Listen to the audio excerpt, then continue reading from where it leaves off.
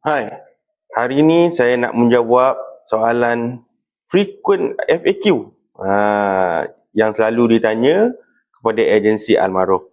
Okey, yang pertama, berapa lama proses untuk dapatkan mate? Okey, untuk soalan ni, kebiasaannya untuk kelulusan dia bergantung dengan kelulusan, bergantung pada documentation dan juga kelulusan. Untuk proses ni, daripada kita start proses dokumen sehinggalah mate sampai ke Malaysia selalunya akan ambil masa 2 hingga 3 bulan. Okey, next. Untuk soalan kedua, adakah mate datang dengan permit kerja yang siap? Okey, saya jawab. Semestinya memang mate datang dengan permit kerja. Okey, saya jawab dulu. Untuk first tu, mate sampai ke Malaysia dengan kelulusan visa bekerja, ya, bukan visa melanjung. Okey, bila dah sampai, kita akan terus proses untuk buat dia punya permit bekerja yang tampal di pasport tu, yang ada dengan nama majikan semua tu. Okey.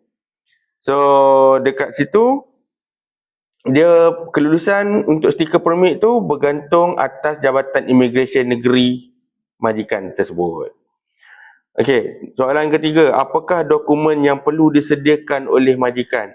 Okey, dokumen yang perlu disediakan oleh majikan adalah yang pertama IC majikan, IC pasangan majikan, lepas tu penyata pendapatan, okey, dan juga salinan kad pengenalan tanggungan lah. Okey, untuk salinan kad pengenalan ni, contoh dia minta untuk jaga ibu bapa. Okey, so jaga ibu bapa kita perlukan salinan kad pengenalan ibu bapa tersebut. Okey, kalau untuk jaga anak kita perlukan salinan MyKit lah. Okey. Okey, so untuk soalan keempat, Almaroof ni ada customer service tak kalau kata ada, jika ada masalah? Okey.